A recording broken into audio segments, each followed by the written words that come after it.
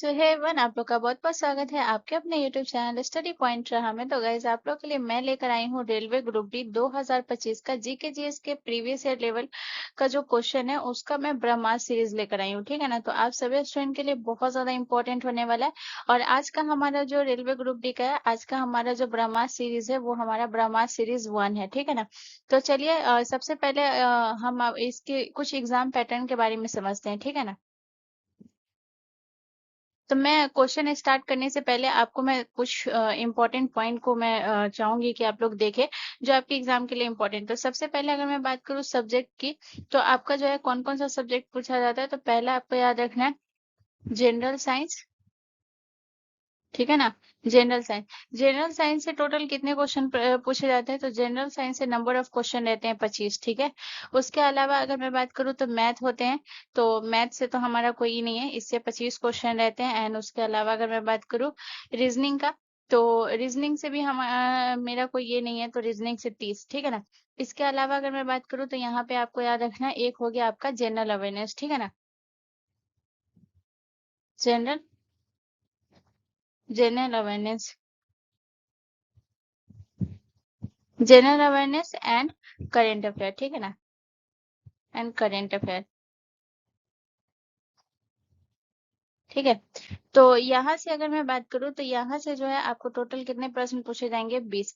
तो आप यहाँ पे जनरल साइंस और जो है general awareness and current affair, ये जो है आपका जो दो सब्जेक्ट है, इसका तैयारी मैं जरूर कराऊंगी। जितना ज्यादा हो सके चीजों को आपको जो है क्लियर आउट करवाऊंगी। तो सबसे पहले अगर मैं बात करूँ जनरल साइंस में आपका कौन कौन सा टॉपिक होता है। तो जनरल साइंस में आपका आ जाएगा जैसे कि भौतिकी विज्ञान, रसायन विज्ञान, जीव विज्ञान। और general awareness and current affair में तो बहुत सारे टॉपिक आ जाएंगे। इसमें आपको क्या क्या पढ़ना पड़ेगा। तो general awareness and current affair में जैसे कि अगर मैं बात करूँ तो इसमें आपको हिस्ट्री पढ़ना पड़ेगा। ठीक है ना। हिस्ट्री हो गया, इसके अलावा ज्योग्राफी हो गया, इसके बाद जो है खेल से रिलेटेड आपको पढ़ना होगा। इसके अलावा अगर मैं बात करूँ तो कुछ जो है योजना से रिलेटेड आपको पढ़ना होगा। यानी इसमें जितनी भी चीज है वो सारी इसमें आ जाएंगे। ठीक है ना। तो ये आपको यहाँ पे जो है मैं पूरा तैयारी कराऊंगी। ठीक है ना। तो चलिए बिना देर के स्टार्ट करते हैं और अपने पहले क्वेश्चन की तरफ बढ़ते हैं।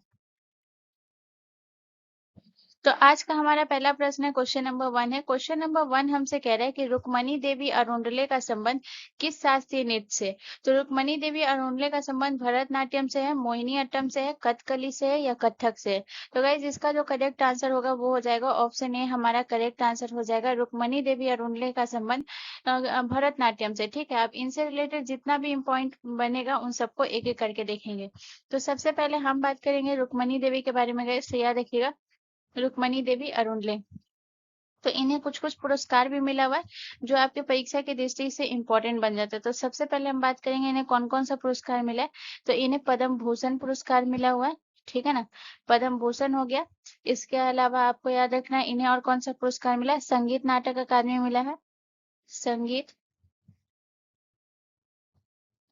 संगीत नाटक अकादमी पुरस्कार। ठीक है। अकादमी पुरस्कार मिला हुआ है। इसके अलावा अगर मैं बात करूँ तो इन्हें और कौन सा पुरस्कार मिला हुआ है, इन्हें कालिदास सम्मान मिला है। कालिदास सम्मान। ठीक है। तो यहाँ पे अगर मैं बात करूँ तो आपको याद रखना है, जैसे कि अगर मैं बात करती हूँ कि इन्हें पद्म भूषण कब मिला था। तो पद्म भूषण इन्हें 1956 में इन्हें पद्म भूषण मिला था, यानी कि 1956 में। उसका संगीत नाटक अकादमी पुरस्कार 1957 में मिला है, 1957 में मिला है। और कालिदास सम्मान की अगर मैं बात करूँ तो इन्हें 1984 में मिला है, 1984 में मिला है। ठीक है। तो ये हो गया इनके सम्मान से रिलेटेड। अब यहाँ पे जो है इनके बारे में जो इम्पोर्टेंट पॉइंट बनते हैं उनको एक एक करके देखेंगे। तो सबसे पहले याद रखिएगा, ये तो इनके पुरस्कार से रिलेटेड हो गया। अब याद रखिएगा कि इन्होंने जो है काला क्षेत्र की स्थापना की थी। ठीक है ना। याद रखिएगा काला क्षेत्र की स्थापना की। काला क्षेत्र की स्थापना कब की थी गाइस। तो याद रखिएगा 1936 में। काला क्षेत्र की स्थापना 1936 में कहाँ की थी। तो चेन्नई के अडियार में। ठीक है। चेन्नई के अडयार में इसने स्थापना की थी। ठीक है, तो ये हो गया काला क्षेत्र की स्थापना की थी। इसके अलावा अगर मैं बात करूँ तो ये जो है राज्यसभा की सदस्य भी बनी थी। ठीक है ना, तो नामित होने वाली जो है, याद रखिएगा, पहली सदस्य भी बनी थी। तो याद रखिएगा 1952 में, 1952, और याद रखिएगा 1956, 1952 और 1956 में राज्यसभा राज्यसभा की सदस्य बनी। ठीक है, सदस्य। और ये पहली नर्तकी थी जो राज्यसभा की सदस्य बनी, ये भी याद रखिएगा। ठीक है ना, इसके अलावा आपको याद रखना है कि इसने जो है, कैसे याद रखिएगा, 1962 में, 1962 में जो है, 1962 में जो है animal welfare board of India की पहली अध्यक्ष बनी थी। ठीक है ना, animal welfare, animal welfare board of India, board of India की पहली अध्यक्ष बनी,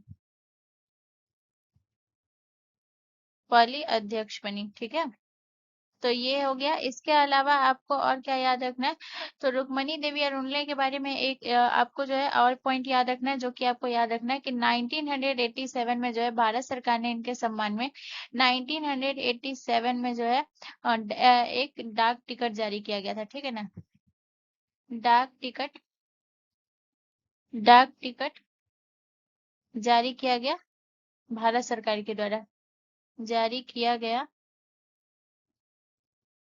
भारत सरकार द्वारा। और आप जो पिक्चर में देख रहे हैं यही डाक टिकट है। ठीक है ना, इसलिए मैंने इसको रखा है पिक्चर में।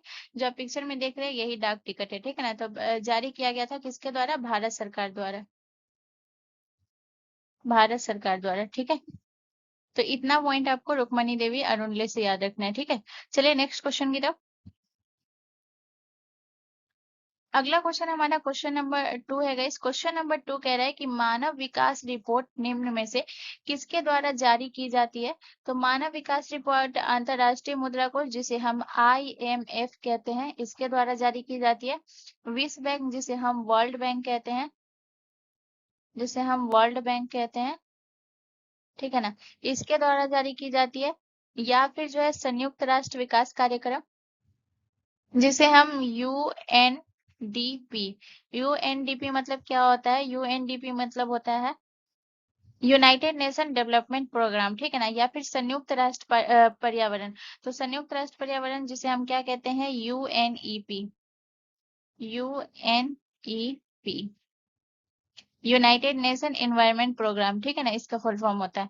तो यहाँ पे जो है अगर मैं बात करूँ कि मानव विकास रिपोर्ट जो है ये जारी किसके द्वारा की जाती है गाइस, तो इसका जो करेक्ट आंसर हो जाएगा वो हो जाएगा आपका जो है UNDP। ठीक है ना, इसके द्वारा जारी की जाती है, तो संयुक्त राष्ट्र कार्यक्रम के द्वारा, तो ऑप्शन सी हमारा करेक्ट आंसर हो जाएगा। ठीक है, इसके अलावा अगर मैं बात करूँ तो यहाँ पे जो है अंतरराष्ट्रीय मुद्रा कोष के द्वारा जो है कौन सा रिपोर्ट जारी किया जाता है, ये भी बहुत इंपॉर्टेंट है, याद रखिएगा। ठीक है ना, तो वर्ल्ड इकोनॉमी, वर्ल्ड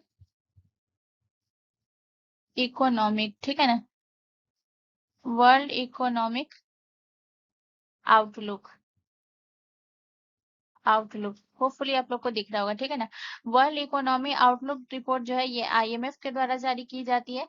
इसके अलावा अगर मैं बात करूं विश्व बैंक के द्वारा जो जारी किया जाता है वो कौन सा रिपोर्ट जारी किया जाता है, वर्ल्ड डेवलपमेंट रिपोर्ट। ठीक है ना, वर्ल्ड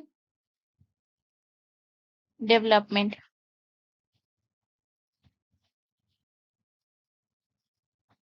वर्ल्ड डेवलपमेंट रिपोर्ट, ये किसके द्वारा जारी की जाती है गाइस, तो याद रखिएगा ये जारी की जाती है विश्व बैंक के द्वारा। ठीक है ना, इसके अलावा अगर मैं बात करूँ आपका जो है UNEP यानी कि यूनाइटेड नेशन एनवायरनमेंट प्रोग्राम, इसके द्वारा जो है कौन सी रिपोर्ट जारी की जाती है, तो इसके द्वारा जो रिपोर्ट जारी की जाती है वो जारी की जाती है गाइस ग्लोबल एनवायरनमेंट आउटलुक। ठीक है ना, global, global environment, environment outlook report जो है, आउटलुक रिपोर्ट, ठीक है ना। आउटलुक रिपोर्ट जो है ये किसके द्वारा जारी की जाती है गाइस? तो याद रखिएगा ये रिपोर्ट जारी की जाती है यूएनईपी के द्वारा। और जो है ये आपका जो है यहाँ पे तो आपका प्रश्न ही पूछा गया है। ये प्रश्न ये पूछा गया है कि आपसे जो मानव विकास रिपोर्ट जो है एचडीआई, ये किसके द्वारा? तो संयुक्त राष्ट्र कार्यक्रम के द्वारा, ठीक है। अब यहाँ पे अगर मैं बात करूँ तो यहाँ पे अब हम बात करेंगे गाइस मानव विकास रिपोर्ट जो है इसमें 2025 में जो है ये आपको ध्यान रखना है, 2025 का मैं आपको डेटा बता रही हूँ मानव विकास रिपोर्ट का, जिसमें भारत का स्थान कितना आया है ये पूछा जाता है, ठीक है ना। भारत का स्थान कितना है गाइस? तो 193 देशों में जो है 130वां स्थान है, तो 30वां स्थान है, ठीक है। अब हम बात करेंगे गाइस यूएनडीपी के बारे में, ठीक है ना। यूएनडीपी, यूएनडीपी जिसे संयुक्त राष्ट्र कार्यक्रम, इसका फुल फॉर्म भी लिख लीजिएगा। इसका फुल फॉर्म होता है United Nation Nation Development Development Development programme,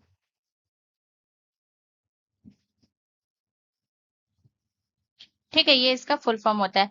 उसके बाद अगर हम बात करते हैं यूनाइटेड नेशन डेवलपमेंट प्रोग्राम का मुख्यालय कहाँ है गाइस? मुख्यालय, तो याद रखिएगा इसका मुख्यालय है न्यूयॉर्क, न्यूयॉर्क,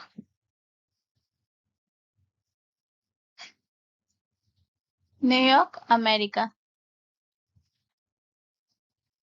ठीक है।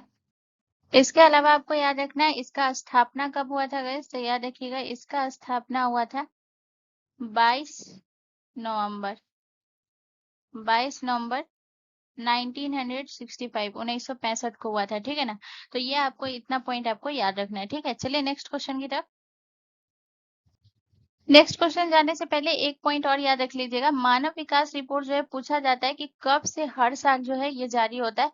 तो याद रखिएगा 1990 से, 1990 से हर वर्ष जारी होता है, ठीक है ना। हर वर्ष जारी होता है। तो इतना पॉइंट आपको याद रखना है, ठीक है ना। अब चलते हैं हम नेक्स्ट क्वेश्चन की तरफ। अगला क्वेश्चन हमारा क्वेश्चन नंबर 3 है गाइस। क्वेश्चन नंबर 3 हमसे कह रहा है कि कोठारी आयोग की स्थापना किस वर्ष हुई थी? तो कोठारी आयोग की स्थापना 1964 में हुई थी, 1955 में हुई थी, 1920 में या 1960 में? तो गाइस इसका जो करेक्ट आंसर है वो है ऑप्शन ए, हमारा करेक्ट आंसर हो जाएगा। कोठारी आयोग की स्थापना 1964 में हुई थी। और पूछा जाता है कि 1964 में इसकी स्थापना हुई थी, लेकिन पूर्ण इसे कब किया गया था? तो पूर्ण इसे 1966 में किया गया था, ठीक है ना। उसके अलावा अगर हम कोठारी आयोग की बात करें गाइस, तो याद रखिएगा इसके जो है इसका जो कोठारी आयोग का जो स्थापना हुआ था, तो इसका उद्देश्य क्या था? उद्देश्य बहुत इंपॉर्टेंट होता है, स्टेटमेंट करके ये दे देता है, ठीक है ना। तो याद रखिएगा इसका उद्देश्य था भारत की शिक्षा प्रणाली की समीक्षा करना, ठीक है ना। इसका उद्देश्य क्या था गाइस? तो याद रखिएगा भारत की शिक्षा प्रणाली की समीक्षा करना, समीक्षा करना, ठीक है ना। ये इसका मुख्य उद्देश्य था। उसके अलावा अगर हम बात करेंगे कि इसके अध्यक्ष कौन थे? अध्यक्ष, तो याद रखिएगा कोठारी आयोग समिति के जो अध्यक्ष थे वो थे डॉक्टर दौलत सिंह कोठारी, डॉक्टर दौलत सिंह कोठारी,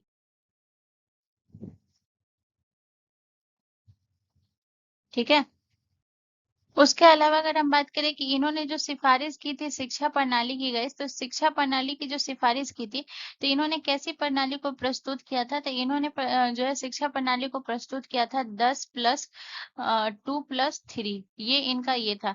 10+2 में 10 तक जो था वो कौन सी शिक्षा थी? 10 वर्ष में जो थी वो स्कूली शिक्षा थी, ठीक है ना। तो यहाँ पे आप लिख लीजिएगा 10 वर्ष स्कूली शिक्षा, 10 वर्ष स्कूली शिक्षा, ठीक है ना। उसके बाद जो है 2 वर्ष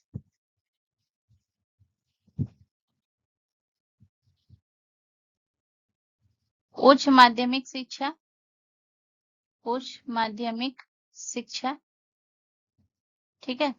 और जो है तीसरा जो दिया गया था 3 वर्ष, 3 वर्ष का क्या था गाइस, स्नातक डिग्री, 3 वर्ष की स्नातक डिग्री,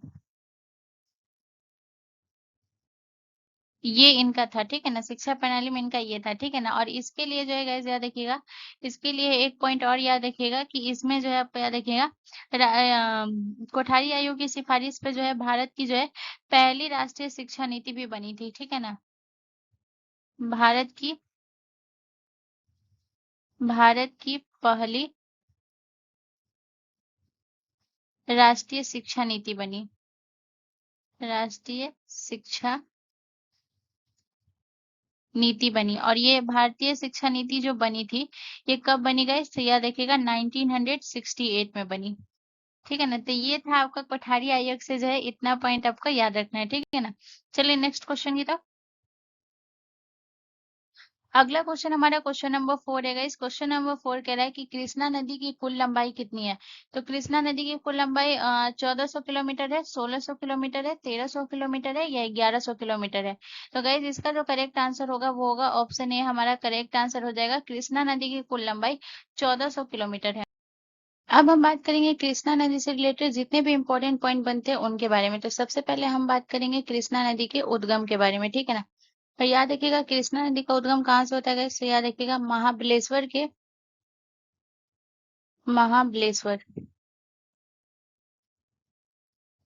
महाबलेश्वर के समीप समीप पश्चिमी घाट से, ठीक है ना, पश्चिमी घाट से, यहाँ से इसका उद्गम होता है, ठीक है। और उसके बाद जो है इसके बहाव के बारे में बात करेंगे कि ये कौन कौन से राज्य से बहती है। तो याद रखिएगा ये जो बहती है सबसे पहले ये पश्चिमी घाट से, तो ये महाराष्ट्र में है, ठीक है ना। तो महाराष्ट्र से ये बहती स्टार्ट होता है इसका उद्गम, ठीक है ना। महाराष्ट्र से बहते हुए ये जाती है आपके कर्नाटक में, कर्नाटक से बहते हुए ये जाती है तेलंगाना में, तेलंगाना में। और तेलंगाना से बहते हुए ये जाती है आंध्र प्रदेश में, आंध्र प्रदेश। और आंध्र प्रदेश से बहते हुए ये बंगाल की खाड़ी में गिर जाती है, ठीक है ना, बंगाल की खाड़ी में, ठीक है। और याद रखिएगा बंगाल की खाड़ी में भी ये जो है मसूलीपट्टनम के पास जो है, याद रखिएगा वहां पे ये बंगाल की खाड़ी में जाकर मिल जाती है, ठीक है। उसके अलावा इसकी लंबाई आपको पता ही है कि 1400 किलोमीटर इसकी लंबाई है। इसके अलावा आपको याद रखना है कि ये जो बहती है तो इसका मुख्य स्रोत कहाँ से है, ये याद रखिएगा, मुख्य स्रोत, ठीक है। तो ये आपको याद रखना है कि इसका मुख्य स्रोत जो है ये कृष्णाबाई मंदिर के पास जो स्थित है एक कुंड, वहीं से इसका मुख्य स्रोत है, ठीक है ना। तो कृष्णाबाई मंदिर, कृष्णाबाई मंदिर के पास स्थित एक कुंड से, स्थित एक कुंड से, ठीक है। यहाँ से इसका जो है याद रखिएगा इसका मुख्य स्रोत है। इसके अलावा आपको कृष्णा नदी के बारे में और सबसे इंपॉर्टेंट पॉइंट रखना है जो कि सहायक नदियों के बारे में, सहायक नदियाँ। तो यहाँ पे मैं सहायक नदियाँ जो बताऊंगी तो सीधा सहायक नदियाँ नहीं बताऊंगी, या ये आपको ध्यान रखना है कि कौन सी नदी है जो कृष्णा नदी के दाएं साइड से मिलती है और कौन सी नदी है जो कृष्णा नदी के बाएं साइड से मिलती है, ठीक है ना। तो याद रखिए ना, दाएं से मिलने वाली के नाम पहले मैं लिखा रही हूँ, तो याद रखिएगा दाएं से जो नदियां मिलती है वो कौन कौन सी है। तो सबसे पहले आपको याद रखना है तुंगभद्रा नदी, तुंगभद्रा नदी ये दाएं से मिलती है। इसके अलावा आपको याद रखना और कौन सी नदी हो गई, तुंगभद्रा नदी, मालप्रभा और घाटप्रभा, घाटप्रभा। इसके अलावा आपको याद रखना है मलप्रभा, ठीक है। इसके अलावा आपको याद रखना है दूध गंगा, दूध गंगा। ये सब नदी जो है ये कृष्णा नदी के दाएं साइड से मिलती है। और दाएं साइड से जो मिलती है, तो आपसे अगर पूछे कि कृष्णा नदी के दाएं साइड से मिलने वाली सहायक नदियों में सबसे बड़ी नदी कौन सी है, तो याद रखिएगा ये सबसे बड़ी नदी है, सबसे बड़ी नदी, सबसे बड़ी नदी। यानी कि कृष्णा की सबसे बड़ी सहायक नदी कौन सी है, तुंगभद्रा नदी है जो कि दाएं साइड से मिलती है, ठीक है ना। अब हम बात करेंगे बाएं साइड से, तो बाएं कृष्णा नदी के बाएं साइड से कौन कौन सी नदियां मिलती है, तो उसे देखेंगे। तो सबसे पहले आपको याद रखना है भीमा नदी, भीमा नदी। और याद रखिएगा ये बाएं साइड से मिलने वाली सबसे बड़ी नदी है। भीमा नदी जो है ये बाएं साइड से मिलने वाली सबसे बड़ी नदी है, ठीक है। तो भीमा नदी हो गया। इसके अलावा आपको याद रखना है मूसी नदी, ये भी कृष्णा की सहायक नदी है, ठीक है। इसके अलावा आपको याद रखना और कौन सी नदी होगी, पलेरू, पलेरू नदी, ये भी कृष्णा की सहायक नदी हो गई जो बाएं साइड से मिलती है। और इसके अलावा आपको याद रखना है डिंडी नदी, ठीक है। ज्यादा भीमा और मूसी से ही प्रश्न रहते हैं, ठीक है। चलिए नेक्स्ट क्वेश्चन की तरफ। अगला क्वेश्चन हमारा क्वेश्चन नंबर 5 है गाइस। क्वेश्चन नंबर 5 कह रहा है कि शुंग वंश की राजधानी कहाँ स्थित थी। तो शुंग वंश की राजधानी हम्पी थी, पाटलिपुत्र थी, वारंगल थी या बादामी थी। तो गाइस इसका जो करेक्ट आंसर होगा वो हो जाएगा ऑप्शन बी, हमारा करेक्ट आंसर हो जाएगा। शुंग वंश की राजधानी पाटलिपुत्र थी। अब शुंग वंश से रिलेटेड यहाँ पे जितने भी पॉइंट बनेंगे उन सबको एक एक करके देखेंगे। तो सबसे पहले अगर मैं बात करूँ कि जो इस वंश का जो शासन था वो कब से कब तक था, तो याद रखिएगा शुंग वंश ने जो शासन किया था 185 ईसा पूर्व से लेकर 73 ईसा पूर्व तक, ठीक है ना। 185 से 73 ईसा पूर्व तक।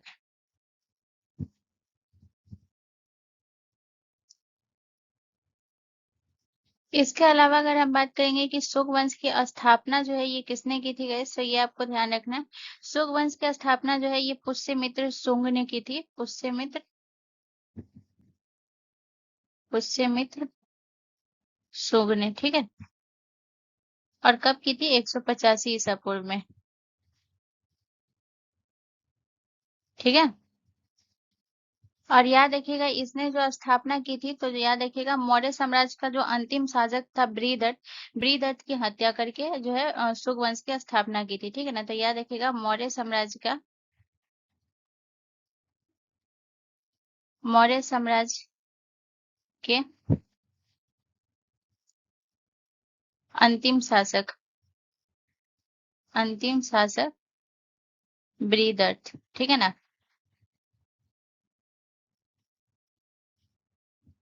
बृहदत्त की हत्या करके, हत्या करके स्थापना की थी, ठीक है ना। ये आपको याद रखना है। पूछा जाता है कि कौन से वंश की जो है इसने जो है अंत करके जो है स्थापना की थी, ये याद रखिएगा। और किस शासक की जो है हत्या करके स्थापना की थी, ये भी याद रखिएगा, ठीक है ना। इसके अलावा आपको याद रखना है कि जो है इस इनके काल में जो है शुंग वंश के काल में जो है कौन सी शैली का विकास हुआ था, तो याद रखिएगा इनके काल में जो है मथुरा शैली का विकास हुआ था, ठीक है ना। मथुरा शैली का, मथुरा शैली का विकास हुआ था, ठीक है।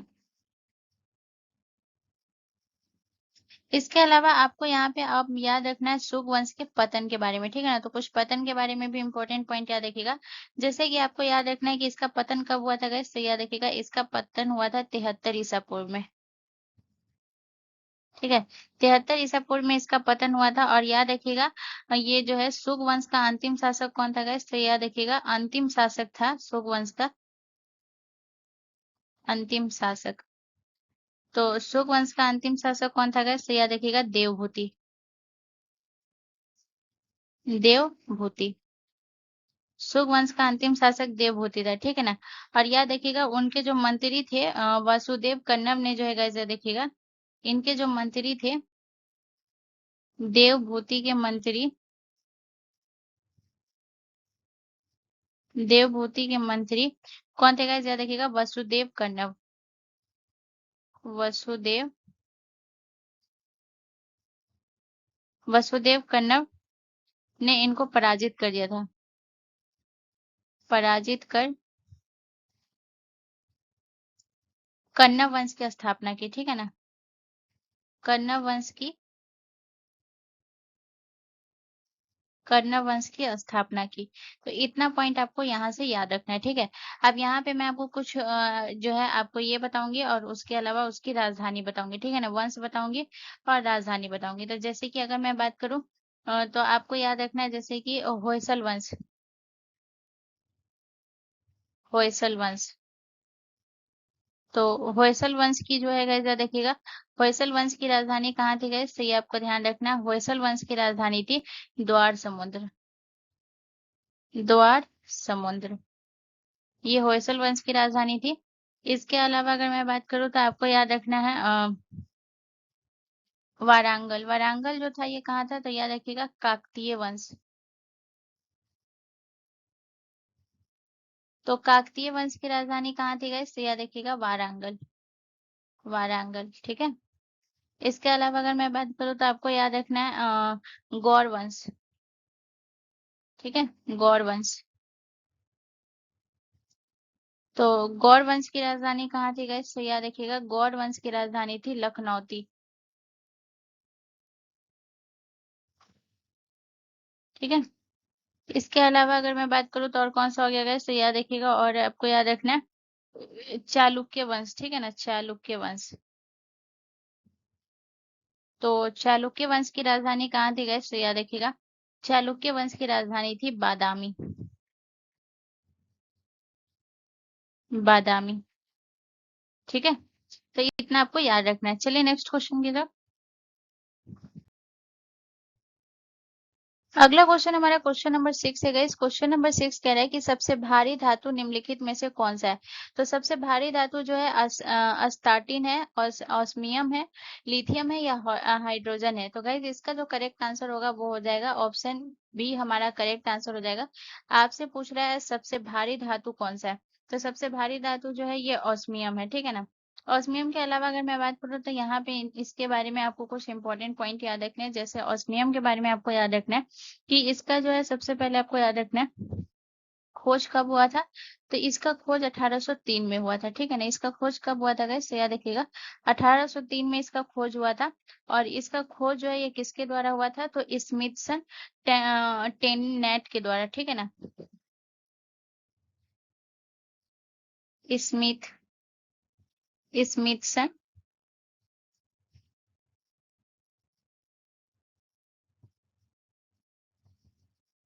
टेननेट के द्वारा, ठीक है।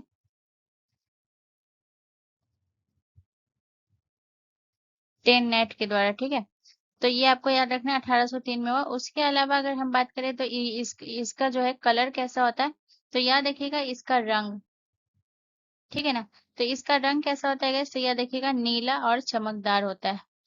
नीला, चमकदार, चमकदार होता है, ठीक है। उसके अलावा आपको याद रखना है कि ऑस्मियम जो है ये आपको ध्यान रखना है प्लेटिनम, प्लेटिनम ग्रुप की धातु है, ठीक है ना, ऑस्मियम आपका।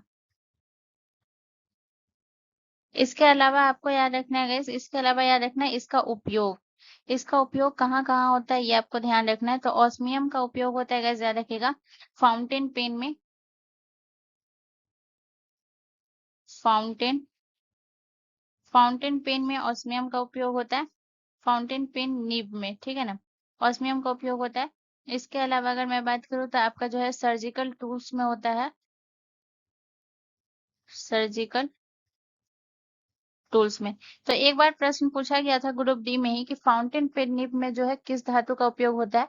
तो याद रखिएगा ऑस्मियम का उपयोग होता है, ठीक है ना। तो ये आपको जो है इतना पॉइंट याद रखना है। इसके अलावा हम बात करेंगे तो यहाँ पे आपको याद रखना है कि जो आपका अस्टाटिन है, ऑप्शन ए में आपका कौन सा है? अस्टाटिन। तो इसके बारे में आपको क्या याद रखना है? इसके बारे में आपको ये याद रखना है कि सबसे भारी अधातु है, ठीक है ना, सबसे भारी, सबसे भारी अधातु है कौन? आपका अस्टाटिन है, ठीक है ना। इसके बारे में आपको क्या याद रखना है कि ये कौन से समूह में आती है अस्टाटिन? तो याद रखिएगा हेलोजन समूह में आती है, हेलोजन, हेलोजन समूह में आती है, ठीक है ना। इसके अलावा अगर हम बात करते हैं लिथियम के बारे में, तो लिथियम के बारे में आपको याद रखना है कि ये जो है आपका सबसे हल्की धातु कौन सी है? तो सबसे हल्की धातु लिथियम है, सबसे हल्की धातु, सबसे हल्की धातु लिथियम है। और याद रखिएगा हाइड्रोजन की अगर हम बात करें तो हाइड्रोजन के बारे में आपको यह क्या याद रखना है कि अगर आपसे पूछा जाए सबसे हल्का तत्व, तो सबसे हल्का तत्व, सबसे हल्की धातु, इस सब में ना याद रखिएगा, ठीक है ना, कंफ्यूजन हो जाता है बहुत सारे लोगों को। तो सबसे हल्की तत्व कौन सी होती है? हल्की नहीं, हल्का होगा। तो याद रखिएगा सबसे हल्का तत्व आपका हाइड्रोजन है, ठीक है। तो इतना पॉइंट आपको याद रखना है। चलिए नेक्स्ट क्वेश्चन की तरफ। अगला क्वेश्चन हमारा क्वेश्चन नंबर 7 है गाइस। क्वेश्चन नंबर 7 कह रहा है कि सेब में सबसे अधिक निम्न में से कौन सा अम्ल पाया जाता है? तो सेब में एस्कॉर्बिक अम्ल पाया जाता है, साइट्रिक अम्ल पाया जाता है, ऑक्जेलिक अम्ल पाया जाता है, या मालिक अम्ल पाया जाता है? तो गाइस इसका जो करेक्ट आंसर है वो है ऑप्शन डी, करेक्ट आंसर हो जाएगा। सेब में सबसे ज्यादा मालिक अम्ल पाया जाता है, ठीक है ना।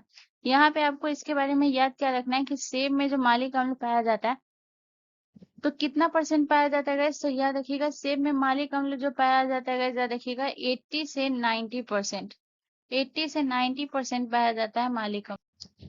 इसके अलावा एस्कॉर्बिक अम्ल की बात करूं तो एस्कॉर्बिक अम्ल में जो है सबसे ज्यादा किसमें एस्कॉर्बिक अम्ल पाया जाता है?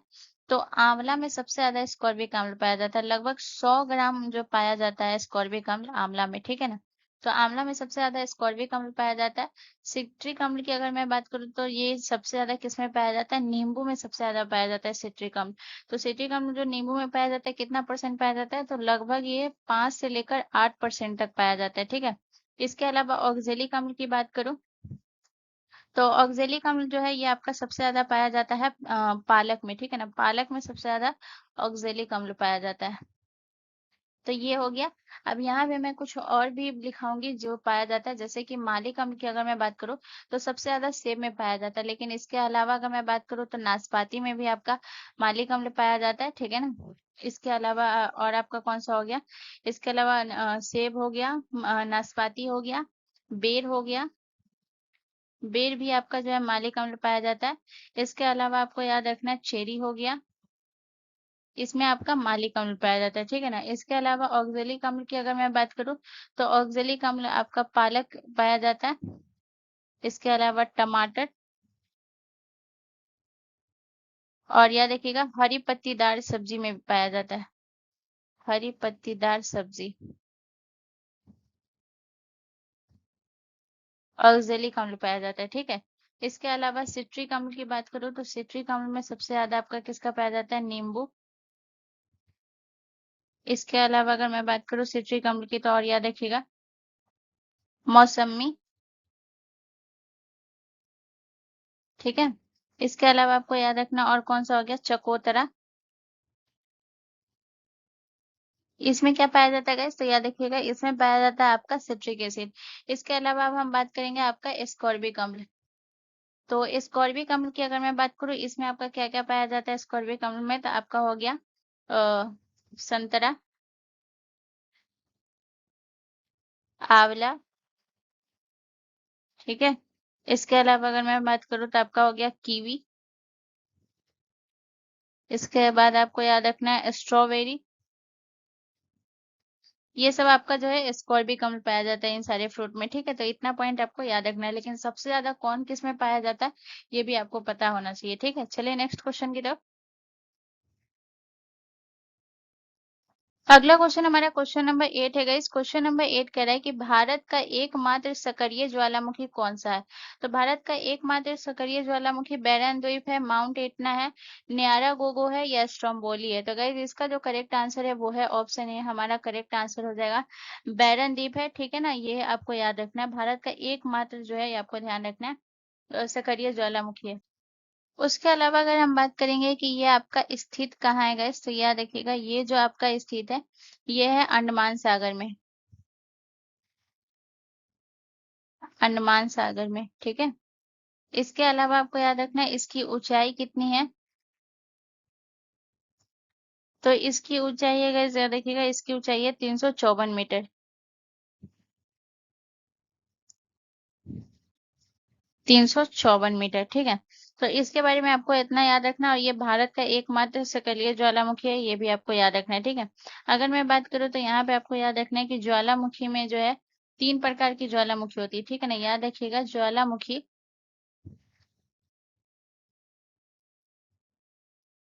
ज्वालामुखी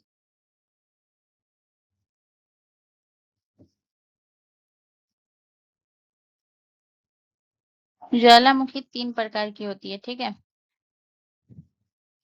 और कौन-कौन से प्रकार की होती है? तो ये याद रखिएगा, पहला होता है सक्रिय ज्वालामुखी, सक्रिय ज्वालामुखी।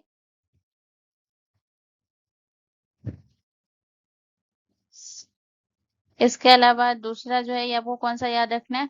सुप्त ज्वालामुखी, सुप्त ज्वालामुखी। और तीसरा आपका कौन-सा होता है? मृत ज्वालामुखी। ठीक है? तो यहाँ पे इतना पॉइंट आपको याद रखना है। अगर मैं आपसे कुछ उदाहरण पूछूँ, जैसे सक्रिय ज्वालामुखी, सक्रिय ज्वालामुखी आपका कौन-सा हो गया? तो माउंट एटना, माउंट एटना जो है ये आपका सक्रिय ज्वालामुखी है, ठीक है ना? इसके बाद अगर मैं बात करूँ आपका सुप्त ज्वालामुखी कौन-सा है? तो याद रखिएगा माउंट किलिमंजारो, माउंट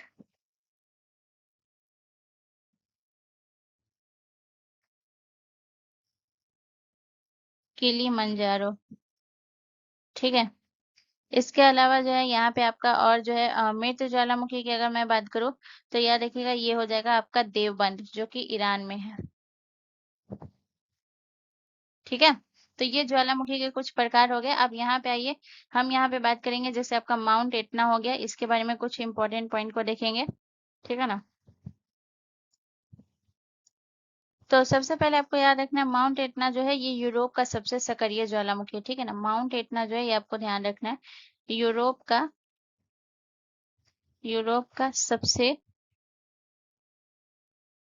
सक्रिय ज्वालामुखी है, सक्रिय ज्वालामुखी है, ठीक है? इसके अलावा अगर हम बात करते हैं तो आपका जो है न्यारा गोंगो के बारे में आपको क्या याद रखना है? ये रखें ये जो है ये लावा झील के लिए प्रसिद्ध है, ठीक है ना? लावा झील के लिए,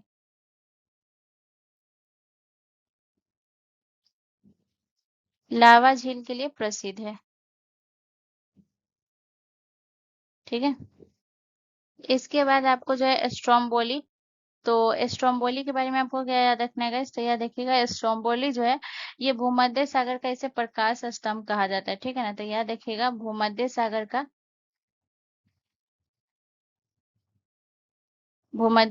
का प्रकाश स्तंभ कहा जाता है,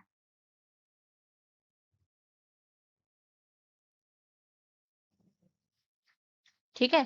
तो इतना पॉइंट आपको याद रखना है। चलिए नेक्स्ट क्वेश्चन की तरफ।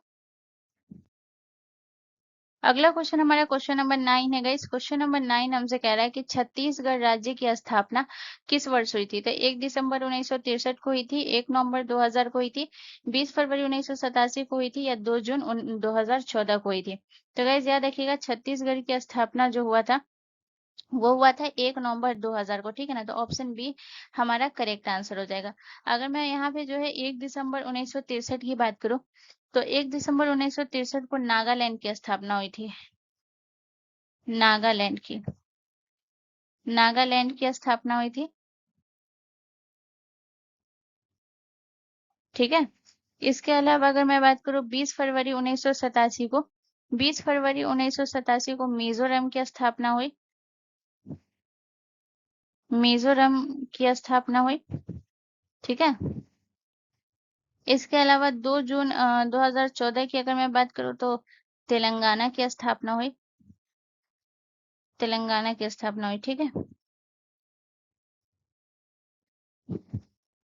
अब यहाँ पे मैं बात कर रही हूँ 2000 में जो है आपका 3 राज्य का स्थापना हुआ था। तो पहला राज्य आपको कौन सा याद रखना है? उत्तराखंड, ठीक है? उत्तराखंड। दूसरा राज्य आपको याद रखना है गाइस छत्तीसगढ़, छत्तीसगढ़। और तीसरा राज्य आपको याद रखना है झारखंड। इन तीनों का स्थापना 2000 में हुआ था, लेकिन आपको याद रखना उत्तराखंड की स्थापना हुई थी 9 नवंबर 2000 को, ठीक है ना? 9 नवंबर 2000 को हुआ था, ठीक है? छत्तीसगढ़ की स्थापना की अगर मैं बात करूँ तो 1 नवंबर 2000 को हुआ था, 1 नवंबर 2000 को। झारखंड की अगर मैं बात करूँ तो 15 नवंबर 2000 को, 15 नवंबर 2000 को। तो ये आपको याद रखना है, ठीक है ना। तो इसमें महीना भी आपका सेम है, साल भी सेम है, बस सिर्फ डेट का आपको थोड़ा सा याद रखना है। अगर मैं बात करूँ उत्तराखंड जो है ये किससे अलग हुआ था, तो उत्तराखंड जो अलग हुआ था गाइज ये हुआ था उत्तर प्रदेश से। उत्तर प्रदेश से अलग हुआ था। छत्तीसगढ़ किससे अलग हुआ था, तो छत्तीसगढ़ मैं आगे लिखाऊंगी। झारखंड की अगर मैं बात करूँ तो ये बिहार से अलग हुआ था। ठीक है, तो अब आते हैं छत्तीसगढ़ पे। तो छत्तीसगढ़ के बारे में हम एक-एक करके याद रखेंगे। तो इस ये जो है जब इसकी स्थापना हुई थी तो याद रखिएगा ये भारत का 26वां राज्य था। याद रखिएगा, और किससे होकर, मध्य प्रदेश से अलग होकर बना था। तो पहले आपको ये याद रखना है कि ये किससे होकर, मध्य प्रदेश से अलग होकर बना था। अलग होकर बना, ठीक है। मध्य प्रदेश से अलग होकर नया राज्य बना,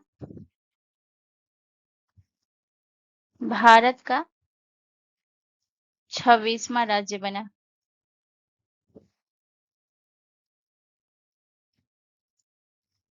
उसके अलावा अगर हम बात करेंगे कि छत्तीसगढ़ की राजधानी कहाँ है गाइस, तो ये आपको ध्यान रखना है। छत्तीसगढ़ की राजधानी, ठीक है ना। तो छत्तीसगढ़ की राजधानी है रायपुर। छत्तीसगढ़ की राजधानी है रायपुर। इसके अलावा आपको याद रखना है कि छत्तीसगढ़ की राजकीय भाषा,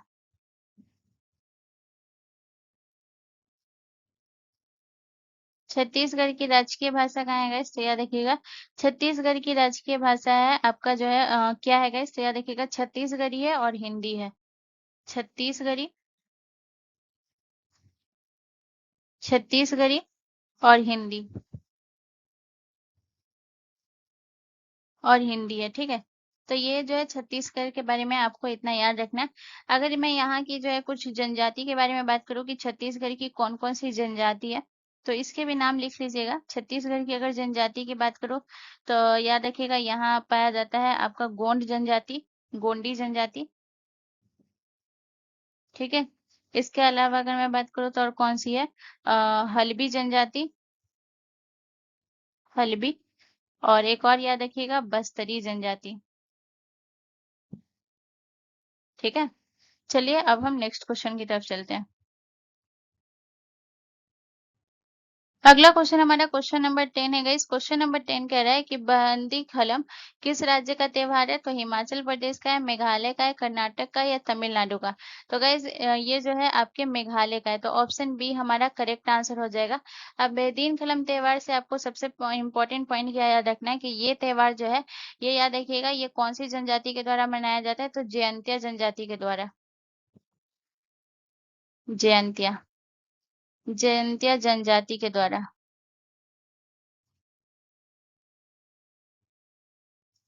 याद रखिएगा मेघालय के जनजातीय जनजाति के द्वारा, ठीक है ना। इसके अलावा आपको और याद रखना है कि ये जो है ये जुलाई महीने में होता है, ठीक है ना। जुलाई महीने में, जुलाई महीने में 3 दिनों तक मनाया जाता है। 3 दिनों तक,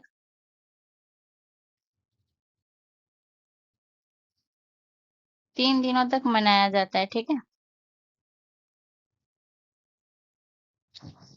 और ये त्योहार जो मनाया जाता है गाइस याद रखिएगा ये बीमारियों और बुरी आत्माओं को दूर भगाने के लिए, और बुरी आत्माओं को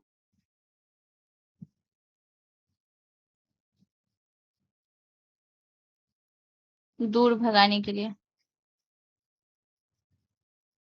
दूर भगाने के लिए, ठीक है। तो ये हो गया इस त्योहार के बारे में आपको याद रखना है। अब जैसे कि अगर मैं बात करूँ मेघालय का और कौन-कौन सा फेस्टिवल है, तो मेघालय का है लाहो। लाहो के बारे में अगर हम बात करें तो याद रखिएगा ये जो लाहो फेस्टिवल है, तो इसमें क्या करते हैं पुरुष और महिला जो है हाथ में हाथ डाल करके और उसके बाद नृत्य करते हैं लाओ फेस्टिवल में। इसके अलावा अगर मेघालय के और फेस्टिवल के बारे में बात करूँ तो और कौन सा आ गया गाइस, तो याद रखिएगा और है सात सुख, सातसुख फेस्टिवल। सातसुख फेस्टिवल जो है गाइस याद रखिएगा ये फेस्टिवल जो है वसंत ऋतु में मनाया जाता है, ठीक है ना, ये याद रखिएगा, ठीक है। इसके अलावा अगर मैं बात करूँ और कौन सा फेस्टिवल हो गया वांगला, जिसे 100 ड्रमों का फेस्टिवल कहते हैं, वांगला, ठीक है।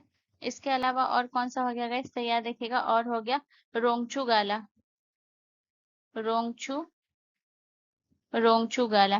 रोंगचू गाला के बारे में आपको क्या याद रखना, ये जो है इसमें मुर्गी की बलि दी जाती है, ठीक है ना, देवी को चढ़ाया जाता है, ठीक है। तो ये फेस्टिवल जो है आपके मेघालय का है, ठीक है। चलिए नेक्स्ट क्वेश्चन की तरफ। अगला क्वेश्चन हमारा क्वेश्चन नंबर 11 है गाइस। क्वेश्चन नंबर 11 कह रहा है कि दिल्ली चलो का प्रसिद्ध नारा किसने दिया।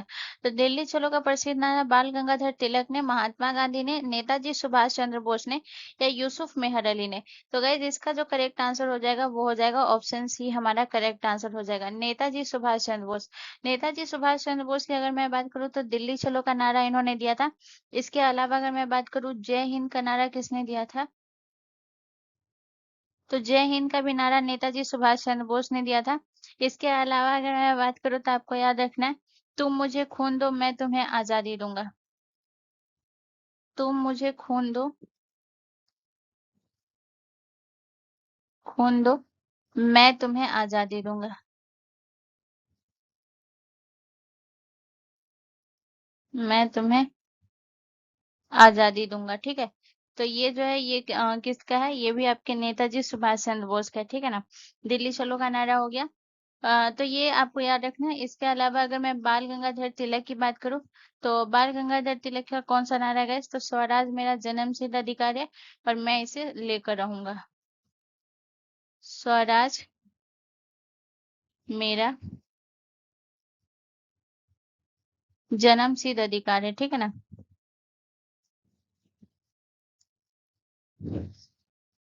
जन्मसिद्ध अधिकार है और मैं इसे लेकर रहूंगा, और मैं इसे लेकर रहूंगा। ये किनका नारा है गाइस, तो याद रखिएगा बाल गंगाधर तिलक का। इसके अलावा अगर मैं महात्मा गांधी की बात करूं तो महात्मा गांधी का कौन सा नारा है गाइस, तो याद रखिएगा करो या मरो का नारा किसने दिया था।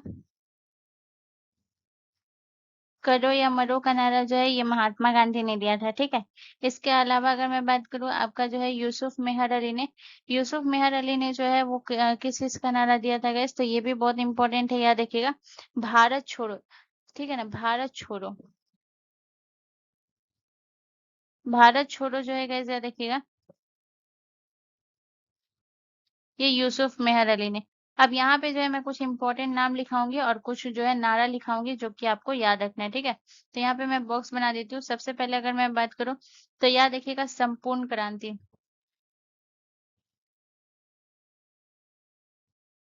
संपूर्ण क्रांति, ये नारा जो है किसने दिया था गाइस, तो याद रखिएगा संपूर्ण क्रांति का नारा जो है ये आपको ध्यान रखना है, ये दिए थे जयप्रकाश नारायण ने।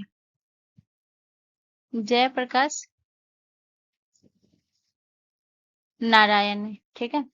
इसके अलावा अगर मैं बात करूँ तो आपको याद रखना है आराम हराम है। आराम हराम है, ये किसने दिया था ये नारा गाइस, तो याद रखिएगा ये दिया था पंडित जवाहरलाल नेहरू ने, ठीक है ना। पंडित जवाहरलाल नेहरू ने, ठीक है। इसके अलावा अगर मैं बात करूं मारो फिरंगी को, मारो फिरंगी को, ये नारा किसने दिया था गाइस, तो याद रखिएगा ये नारा मंगल पांडे ने दिया था। अब मंगल पांडे कौन से क्रांति से जुड़े हुए हैं ये आपको कमेंट करके बताना है, ठीक है। चलिए नेक्स्ट क्वेश्चन की तरफ। अगला क्वेश्चन हमारा क्वेश्चन नंबर 12 है गाइस। क्वेश्चन नंबर 12 कह रहा है कि सर्वोच्च न्यायालय द्वारा कितनी प्रकार की रीट जारी की जाती है।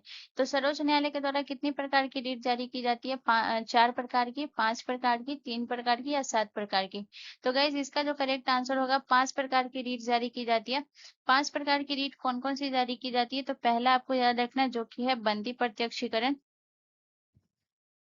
बंदी प्रत्यक्षीकरण, बंदी प्रत्यक्षीकरण जिसे हम क्या कहते हैं, जिसे हम हैबियस कॉर्पस कहते हैं, ठीक है ना। तो दोनों नाम याद रखिएगा। कभी कभी बंदी प्रत्यक्षीकरण भी ऑप्शन में दे देता है और कभी कभी हैबियस कॉर्पस करके ऐसे भी ऑप्शन में दे देता है, ठीक है ना, कॉर्पस। उसके बाद जो है दूसरा कौन सा है guys, याद रखिएगा दूसरा है आपका परमादेश, परमादेश, जिसे हम क्या कहते हैं, जिसे हम कहते हैं मैडेमस, मैंडेमस, मैंडेमस। ठीक है। इसके अलावा तीसरा कौन से प्रकार की रीट जारी करता है, तो यह देखिएगा तीसरा कहता है यथा वारंटो, जिसे हम क्या बोलते हैं, जिसे हम बोलते हैं क्यू वारंटो।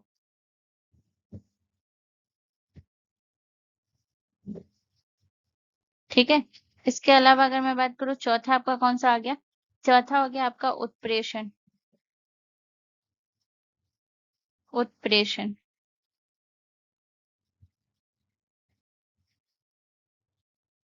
ठीक है। जिसे हम क्या बोलते हैं, उत्प्रेषण को हम बोलते हैं, जरा देखिएगा, जिसे हम बोलते हैं सोर्सियोरिटी। इसके अलावा अगर मैं बात करूं, पांचवा जो है ये आपका कौन सा है, पांचवा जो है आपका निषेध है, निषेध, जिसे हम क्या बोलते हैं प्रोहिबिशन। ठीक है ना।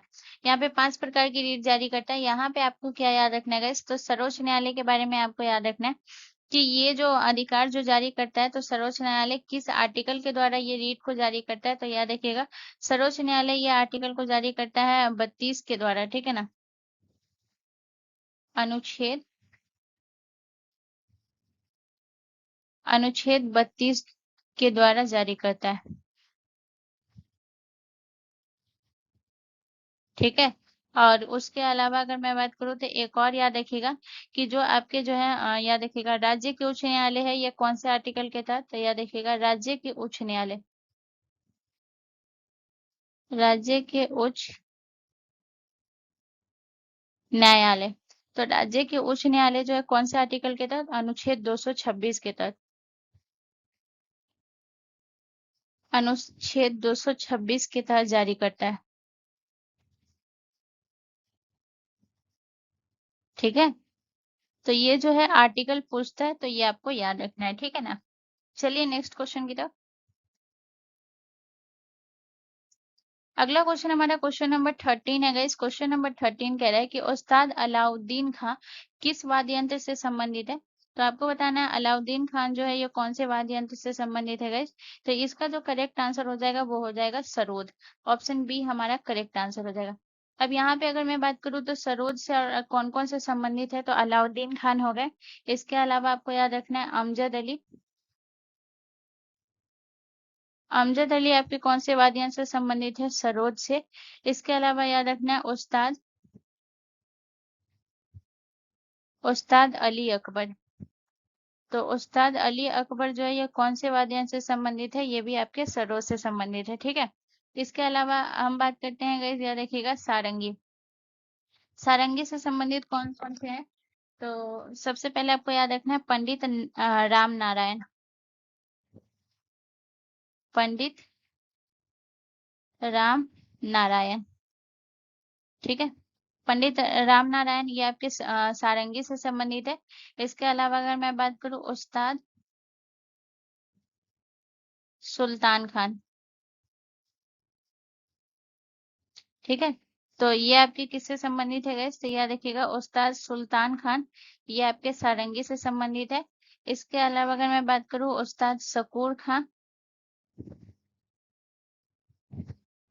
उस्ताद शकूर खान ये भी आपके जो है सारंगी से संबंधित है। इसके बाद अरुणा नायर, अरुणा नारायण ये भी आपके सारंगी से संबंधित है। ठीक है। इसके अलावा अगर मैं शहनाई की बात करूँ गैस, तो याद रखिएगा शहनाई से और कौन कौन से संबंधित है गैस, तो ये आपको ध्यान रखना, ये हो गए आपके बिस्मिल्लाह खां,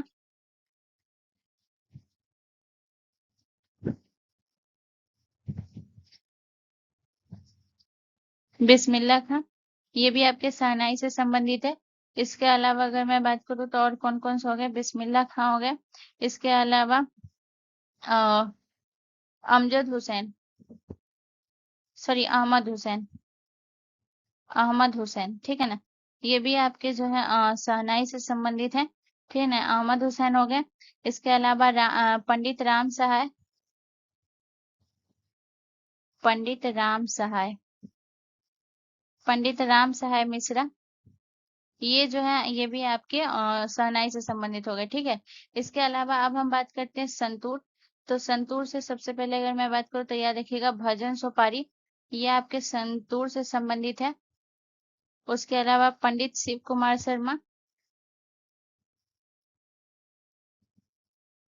पंडित शिव कुमार शर्मा, ये भी आपके किससे संबंधित है, आपके संतूर से संबंधित है, ठीक है। चलिए नेक्स्ट क्वेश्चन की तरफ। अगला क्वेश्चन हमारा क्वेश्चन नंबर 14 है गाइस। क्वेश्चन नंबर 14 कह रहा है कि आरएनए कितने प्रकार के होते हैं। तो आरएनए होते हैं आपके 3 प्रकार के, ठीक है ना। अब 3 प्रकार के आरएनए आपका कौन कौन सा होता है। तो एक होता है आपका एमआरएनए, एमआरएनए, ठीक है, पहला प्रकार हुआ। दूसरा प्रकार आपका कौन सा होता है गाइस, टीआरएनए, ठीक है। और तीसरा प्रकार आपका कौन सा होता है, आरआरएनए। अब इन सब का काम क्या होता है तो वो सुन लीजिए। एमआरएनए का काम क्या होता है। एमआरएनए का काम होता है ये डीएनए से सूचना लेकर किसको देता है, राइबोसोम तक पहुंचाने का इसका काम होता है। तो याद रखिएगा डीएनए, कलर अलग ले लेते, ठीक है ना। डीएनए से सूचना लेकर राइबोसोम तक पहुंचाता है, राइबोसोम तक पहुंचाता है। तो एमआरएनए बेसिकली ये किसका काम किया, ट्रांसफर का, मैसेंजर का काम किया, ठीक है ना। ये डीएनए से सूचना लेकर किसको, राइबोसोम तक देता है। तो ये किसका, मैसेंजर का काम किया। अब यहीं पे अगर मैं टीआरएनए की बात करूं, टीआरएनए जो है ये किसका काम करता है, एम से मैसेंजर, टी से आपका ट्रांसफर, याद रखिएगा। ये क्या करता है, अमीनो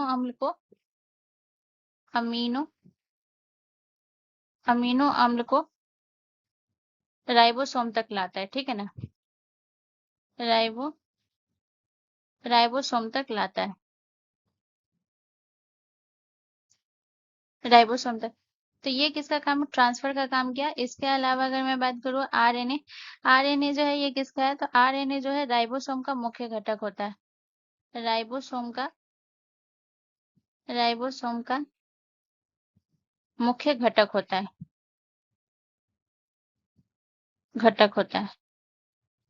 अगर मैं बात करूँ तो यहाँ पे अगर मैं आरएनए का फुल फॉर्म बात करूँ तो आरएनए का आप लोग लिख लीजिएगा, राइबो न्यूक्लिक एसिड जो है आरएनए का फुल फॉर्म होता है। अब यहाँ पे अगर मैं बात करूँ तो आरएनए में जो है आपको क्या याद रखना है, 4 नाइट्रोजन बेस पाए जाते हैं, 4 नाइट्रोजन बेस पाए जाते हैं, ठीक है। तो इसमें 4 नाइट्रोजन बेस कौन कौन से पाए जाते हैं तो ये याद रखिएगा। तो पहला आपको याद रखना है वो कौन सा हो गया, एडेनिन, एडेनिन, ठीक है।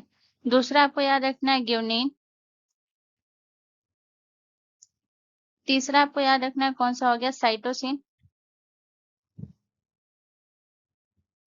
और चौथा यहाँ पे लिख देती हूँ, ठीक है। चौथा आपका हो गया यूरासिल। अगर मैं बात करूँ एडेनिन, ग्यूनिन और साइटोसिन, ये डीएनए में भी सेम होता है, ठीक है ना। इसमें भी डीएनए में भी 4 नाइट्रोजन बेस पाए जाते हैं, जिसमें एडेनिन, ग्यूनिन और साइटोसिन ये 3 सेम सेम होते हैं आरएनए और डीएनए में। लेकिन उसमें जो है डीएनए की अगर मैं बात करूँ तो उसमें जो है आरएनए की, तो इसमें यूरासिल होता है और डीएनए में थाइमीन होता है, ठीक है ना। तो ये आपको याद रखना है। चलिए नेक्स्ट क्वेश्चन की तरफ। अगला क्वेश्चन हमारा क्वेश्चन नंबर 15 है गाइस। क्वेश्चन नंबर 15 कह रहा है कि हक्की पिक्की जनजाति मुख्य रूप से किस राज्य में पाई जाती है। तो हक्की पिक्की जनजाति जो है ये आपके कर्नाटक में पाई जाती है, ठीक है। तो ऑप्शन ए हमारा करेक्ट आंसर हो जाएगा। हक्की पिक्की जनजाति से आपको याद क्या रखना है, आपको ये याद रखना है कि ये जो है कर्नाटक राज्य में पाई जाती है। तो इसका जो है, इस जनजाति का जो है मुख्य व्यवसाय क्या होता है, पक्षी पकड़ना, क्योंकि पूछा जाता है, ठीक है ना। पक्षी पकड़ना इसका मुख्य व्यवसाय होता है। और यहाँ की जो है भाषा की अगर मैं बात करूँ, या इन लोगों की भाषा कौन सी है जनजाति की, तो याद रखिएगा बोली, वागरी